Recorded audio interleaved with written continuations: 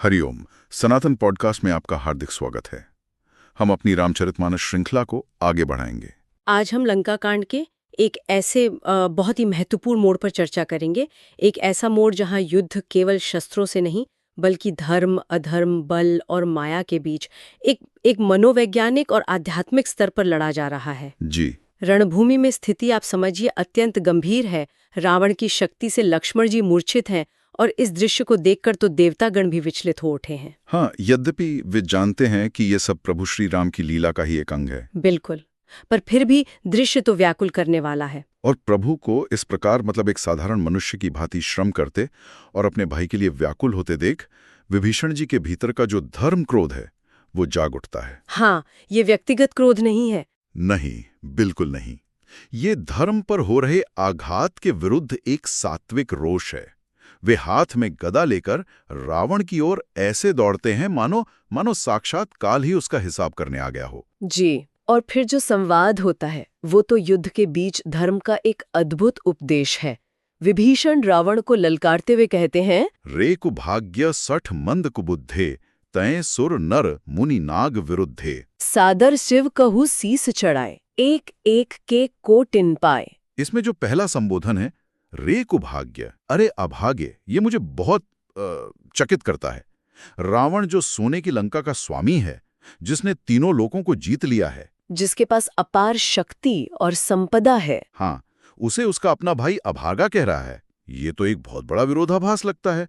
उसे अभागा क्यों कहा गया? यही तो धर्म की दृष्टि है।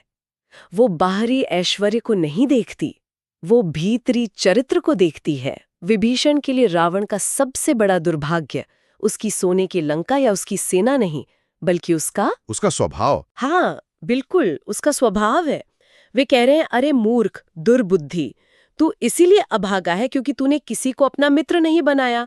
तूने देवता, मनुष्य, मुनि, नाग सबसे शत्रुता मोल ले ली है। तो जिस व्यक्ति के कर्म उसे सबसे अलग थलग कर दें, उसे अकेला कर दें, वो व्यक्ति भाग्यशाली कैसे हो सकता है? सही कहा। अर्थात सच्ची संपदा भौतिक वस्तुएं नहीं बल्कि धर्म और संबंध हैं जिन्हें रावण ने खो दिया है। और विभीषण उसे उसकी शक्ति का स्रोत भी याद दिला रहे हैं। हाँ, वे कहते हैं कि ये जो तुम्हारा बल है, ये जो तुम्हारे 10 शीश हैं, ये भी तुम्हारे अपने नहीं हैं। तुमने आदर पूर्वक अपने शीश भगवान शिव को अर्पित किए थे और उनकी ही कृपा से तुमने एक एक के बदले करोड़ों जीवन पाए। अच्छा? तुम्हारी शक्ति का मूल स्रोत भी दैवीय कृपा ही है, जिसे तुमने अहंकार में अपना मान लिया, और उसी शक्ति का दुरुपयोग अब तुम धर्म के विरुद्ध, स्वयं जगदीश्वर के विरुद्ध कर रहे हो। ये तो ऐसा हुआ जैसे किसी ने आपको एक पवित्र दीपक दिया हो प्रकाश फैलाने के लिए, और आप उसी से अपना घर जलाने लगे। हाँ, बिल्कुल। विभीषण उसे यही याद दिला रहे हैं। बिल्कुल। और वे आगे कहते हैं, तेही कारण खल अब लगी बांच्यो, अब तव कालू सीस पर नाच्यो। यानी उसी शिवजी की कृपा के कारण तू अब तक बचा हुआ था, पर अब तेरा अंत निश्चित है क्योंकि तूने उस कृपा का अपमान किया है। और फिर वे एक ऐसा सूत्र वाक्य कहते हैं जो मुझे लगता है हर काल में प्रासंगिक है। कौन सा? राम विमुख शठ चहसी संपदा। अरे मूर्ख, तू भगवान श्री राम से विमुख होकर धर्म के मार्ग से हटकर सुख और संपत्ति की इच्छा करता है। ये असंभव है। धर्म की दृष्टि में श्री राम से विमुख होने का अर्थ है सत्य, करुणा और मर्यादा से विमुख हो जाना। और इन सब से विमुख होकर जो भी प्राप्त होता है वो संपदा नहीं, केवल एक भ्रम है, एक मृग तृष्णा है जो अंत में केवल दुख और विनाश ही देती है। ऐसा कहकर विभीषण जी ने अपनी पूरी शक्ति से गदा का प्रहार रावण की छाती पर किया। और वो प्रहार इतना शक्तिशाली था कि त्रिलोक विजयी रावण भी उसे सह नहीं सका। वो पृथ्वी पर गिर पड़ा और उसके 10 मुखों से रक्त बहने लगा। ये एक बहुत बड़ा प्रतीकात्मक क्षण था। बहुत बड़ा। और इसी क्षण कैलाश पर भगवान शिव माता पार्वती को इस दृश्य का रहस्य समझाते हैं। वो कहते हैं, उमा विभीषणु रावण ही सन्मुख चितऊ के काऊ, सो अब भिरत काल ज्यों श्री रघुबीर प्रभाव। ये पंक्ति इस पूरी घटना का सार है। ये बात तो सोचने वाली है। भगवान शिव कह रहे हैं कि हे उमा, क्या विभीषण में कभी इतना साहस था कि वो रावण के सामने आंख उठाकर देख भी सके? वो तो उसके भय से कांपता था। जी। तो आज वही विभीषण काल के समान उससे युद्ध कैसे कर रहा है? ये केवल शारीरिक बल का प्रदर्शन तो नहीं हो सकता। यही तो श्री रघुवीर प्रभाव है। श्री रघुवीर का प्रभाव ये भक्ति और शरणागति की शक्ति का रूपांतरण है। जब कोई व्यक्ति अपने छोटे से मैं को, अपने अहंकार को प्रभु के चरणों में समर्पित कर देता है तो वो एक बड़े उद्देश्य से जुड़ जाता है। अच्छा। फिर उसकी भुजाओं में उसका अपना बल नहीं रहता, बल्कि उस उद्देश्य की, उस धर्म की शक्ति आ जाती है। ये ऐसा है जैसे एक साधारण सा तार जब बिजली के स्रोत से जुड़ जाता है तो उसमें असीमित ऊर्जा का प्रवाह होने लगता है। वाह, बहुत सुंदर उदाहरण है। विभीषण की शक्ति आज उनकी अपनी नहीं, बल्कि श्री राम के प्रति उनकी निष्ठा की शक्ति है। तो विभीषण ने रावण को गिराकर एक बहुत बड़ी नैतिक विजय प्राप्त की, पर रावण जैसा योद्धा सादा देर तक नीचे रहने वाला नहीं था। बिल्कुल नहीं। और अपने मित्र को थका हुआ देखकर युद्ध भूमि में एक और महायोद्धा का प्रवेश होता है ना? हाँ, और उनका प्रवेश भी अत्यंत नाटकीय ढंग से होता है। हनुमान जी देखते हैं कि विभीषण थक गए हैं, तो वे एक विशाल पर्वत का शिखर उठाकर रावण की ओर दौड़ते हैं। और उस पर्वत के एक ही प्रहार से वो रावण के रथ, उसके घोड़े, सारथी सब कुछ नष्ट कर देते हैं और फिर उछलकर रावण की छाती पर एक लात मारते हैं। रावण का शरीर कांप उठता है। इस बीच विभीषण जी श्री राम के पास चले जाते हैं। अब रावण का पूरा क्रोध हनुमान जी पर केंद्रित हो जाता है और दोनों के बीच एक भयंकर युद्ध छिड़ जाता है। रावण मायावी है, वो हनुमान जी की पूंछ पकड़ लेता है, लेकिन हनुमान जी उसे अपने साथ ही आकाश में उड़ा ले जाते हैं। जी, यहाँ से आकाश युद्ध का एक अद्भुत दृश्य आरंभ होता है। गोस्वामी जी इस दृश्य का वर्णन करते हैं। सोही नभ छल बल बहु करहीं, कज्जल गिरी सुमेरु जनु लड़हीं। क्या अद्भुत कल्पना है। आकाश में वे दोनों अनेक प्रकार के छल और बल का प्रयोग करते हुए ऐसे लग रहे हैं मानो दो पर्वत आपस में लड़ रहे हों। एक कज्जलगिरी यानी काजल का काला पर्वत और दूसरा सुमेरु यानी सोने का पर्वत। ये उपमा केवल शारीरिक रूप रंग की नहीं है ना? ये तो दो ऊर्जाओं का टकराव है। एक तरफ रावण का काला स्वरूप जो तमोगुण का प्रतीक है, अंधकार, अहंकार और विनाश की प्रवृत्ति। हाँ, और दूसरी ओर हनुमान जी का स्वर्णिम सात्विक तेज जो सत्वगुण यानी प्रकाश, संतुलन और विवेक का प्रतीक है। तो ये आकाश में केवल दो योद्धाओं का नहीं, बल्कि सृष्टि की दो मौलिक शक्तियों, धर्म और अधर्म का टकराव है। आपने बिल्कुल सही पकड़ा। ये एक प्रतीकात्मक युद्ध है। युद्ध चलता रहता है, पर रावण अपनी मायावी शक्तियों के कारण आसानी से वश में नहीं आ रहा। तो जब हनुमान जी देखते हैं कि केवल शारीरिक बल से इस राक्षस को परास्त करना कठिन हो रहा है, तब वो क्या करते हैं? तब मारुतिसूत प्रभु संभार्यो। तब मारुति सुत ने प्रभु का स्मरण किया। ये हिस्सा मुझे हमेशा बहुत प्रभावित करता है। हनुमान जी जो स्वयं बल, बुद्धि और ज्ञान के भंडार हैं जी, जब वे अपनी सीमा पर पहुंचते हैं तो वे भी एक क्षण रुककर अपने प्रभु का स्मरण करते हैं। ये एक बहुत बड़ा संदेश है कि सबसे बलवान को भी एक उच्च शक्ति के आश्रय की आवश्यकता पड़ती है। यही तो भक्ति का रहस्य है। ये अपनी सीमाओं को स्वीकार करने का साहस है। हनुमान जी हमें सिखा रहे हैं कि जब आपका अपना पुरुषार्थ समाप्त हो जाए तब प्रार्थना का आरंभ होता है। वाह! जब आपकी बुद्धि काम करना बंद कर दे तब विश्वास की शक्ति काम आती है। उन्होंने अपने बल का अहंकार नहीं किया, बल्कि विनम्रतापूर्वक अपने स्रोत, अपने प्रभु श्री राम को याद किया। और जैसे ही वे प्रभु का स्मरण करते हैं, उनके भीतर एक नई, एक अजेय शक्ति का संचार होता है।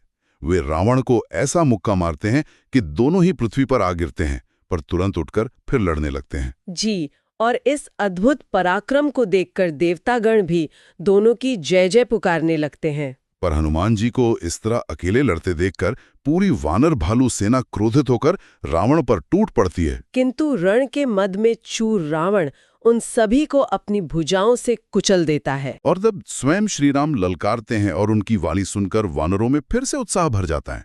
वे दोगुनी शक्ति से आक्रमण करते हैं और वानरों के इस विशाल और शक्तिशाली दल को देखकर रावण समझ जाता है कि अब केवल बाहुबल से काम नहीं चलेगा। और जब बल काम नहीं करता तो अधर्म किसका सहारा लेता है? छल का, माया का। बिल्कुल। कपि बल प्रबल देखी तही कीन्ह प्रगट पाषंड। उसने पाखंड यानी माया प्रकट की। ये उसकी भीतरी पराजय का पहला संकेत था। जब आप सत्य का सामना नहीं कर सकते तभी आप भ्रम का जाल बुनते हैं। और वो माया थी कैसी? पहले तो वो अदृश्य हो गया और फिर जब प्रकट हुआ तो तो एक नहीं अनेक रूपों में। गोस्वामी जी लिखते हैं कि जितने वानर भालू थे उतने ही रावण प्रकट हो गए। कल्पना करना भी कठिन है। हर सैनिक के सामने उसका सबसे बड़ा शत्रु रावण लड़ने के लिए खड़ा था। इस माया का वानर सेना पर जो मनोवैज्ञानिक प्रभाव पड़ा होगा वो विनाशकारी था। सेना में हाहाकार मच गया, उनका धैर्य टूट गया, वे भयभीत होकर भागने लगे और केवल त्राही त्राही लक्ष्मण रघुवीरा, हे लक्ष्मण, हे रघुवीर, रक्षा करो, ये पुकारने लगे। और ये भय केवल वानरों तक सीमित नहीं रहा। इस दृश्य को देखकर देवतागण भी भयभीत हो गए। वे भी अपनी तर्क बुद्धि खो बैठे। उनका तर्क क्या था? ये बहुत दिलचस्प है। माया केवल भ्रम पैदा नहीं करती, वो आपके तर्क को ही अपने पक्ष में इस्तेमाल करने लगती है। वे आपस में कहने लगे, सब सुर जीते एक दसकंधर, अब बहु भय तहकू गिरी कंदर। हाँ, उनका तर्क था कि जब एक ही रावण ने हम सब देवताओं को जीत लिया था, तो अब तो यहाँ करोड़ों रावण हो गए हैं, इनसे जीतना असंभव है।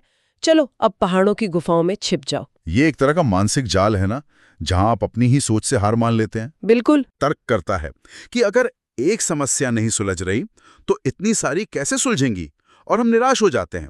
ये रावण की माया आज भी हमारे मन में प्रकट होती है। बिल्कुल। उस रणभूमि में केवल वे ही स्थिर रहे जो इस लीला के रहस्य को जानते थे। ब्रह्मा जी, भगवान शिव और ज्ञानी मुनि रहे बिरंची शंभु मुनि ज्ञानी, जिन जिन प्रभु महिमा कछु जानी। अच्छा, तो वे जानते थे कि ये सब उस परम सत्ता के खेल का एक हिस्सा है, इसलिए वे निर्भय रहे। जी। और जो रणबांकुरे योद्धा थे जैसे हनुमान जी, अंगद, वो भी भयभीत नहीं हुए। वे उन कपट रूपी करोड़ों रावणों से भी युद्ध करते रहे। लेकिन जब प्रभु ने देखा कि उनके भक्त और देवता इस माया से व्याकुल हो रहे हैं, तब उन्होंने हस्तक्षेप किया। और उनकी जो पहली प्रतिक्रिया थी वो बहुत ही अप्रत्याशित है। सुरबानर देखे बिकल, हस्यो कोसलाधीस। देवताओं और वानरों को व्याकुल देखकर कौशलपति श्रीराम हंस दिए। एक मिनट, ये थोड़ा अजीब नहीं लगता? उनकी सेना संकट में है, उनके सबसे बड़े भक्त व्याकुल हैं, देवता डरे हुए हैं और श्रीराम हंस रहे हैं। मतलब सतही तौर पर तो ये थोड़ा कठोर या उदासीन लग सकता है। हमें इस हंसी को कैसे समझना चाहिए? यह एक बहुत ही स्वाभाविक प्रश्न है, क्योंकि हम इसे मानवीय दृष्टि से देखते हैं। पर यह हंसी उपहास की या मनोरंजन की नहीं है, यह लीलाधारी की हंसी है। अच्छा? यह उस परम सत्ता की मुस्कान है जिसके लिए यह करोड़ों रावणों की माया भी एक खेल से अधिक कुछ नहीं है। यह एक आश्वासन भरी मुस्कान है जो कह रही है कि तुम सब व्यर्थ में भयभीत हो रहे हो। जिस भ्रम ने पूरी सृष्टि को कंपा दिया है, वो मेरे लिए एक क्षण का कौतुक मात्र है। जब मैं यहाँ हूँ तो डरने का कोई कारण ही नहीं है। ये तो एक गुरु की या एक पिता की मुस्कान जैसी है, जो अपने बच्चे को एक छोटी सी पहेली में उलझा देखकर मुस्कुराता है, क्योंकि वो जानता है कि समाधान कितना सरल है। बिल्कुल। और इस आश्वासन भरी मुस्कान के बाद प्रभु ने कर्म किया। उन्होंने अपने शारंग धनुष को उठाया और उस पर केवल एक बाण का संधान किया। करोड़ों शत्रु थे, पर बाण केवल एक। और उस एक ही बाण का परिणाम सजी सारंग एक सर हते सकल 10 शीस। उस एक ही बाण से माया से बने हुए समस्त करोड़ों रावण मारे गए। क्षण भर में आकाश वैसे ही निर्मल हो गया जैसे पहले था। इस घटना में एक बहुत ही गहरा आध्यात्मिक संदेश छिपा है। रावण की माया हमारे जीवन के भ्रम, हमारी चिंताओं और दुखों का प्रतीक है। वे भी हमें अनगिनत और अजेय लगते हैं। हाँ, और हम उनसे एक एक करके लड़ते लड़ते थक जाते हैं। और श्रीराम का एक बाण इस सत्य को दर्शाता है कि इन हजारों भ्रमों का समाधान हजारों तरीकों से नहीं, बल्कि एक सत्य को पकड़ने से होता है। जी, ये एक गहरा मनोवैज्ञानिक सिद्धांत भी है। जब आप अत्यधिक जटिलता और अराजकता से घिरे हों, तो समाधान अक्सर एक मूल सिद्धांत, एक परम विश्वास पर वापस जाने में होता है। वो एक बिंदु पर केंद्रित ध्यान ही एक बाण है जो हजारों काल्पनिक समस्याओं के शोर को भेद देता है। सत्य एक है, और वो एक सत्य ही माया के करोड़ों रूपों को नष्ट करने के लिए पर्याप्त है। आज की चर्चा यह स्पष्ट रूप से दर्शाती है कि धर्म के मार्ग पर चलने वाले साधारण व्यक्ति को भी प्रभु का प्रभाव कैसे अजेय बना देता है, जैसे विभीषण जी को बनाया।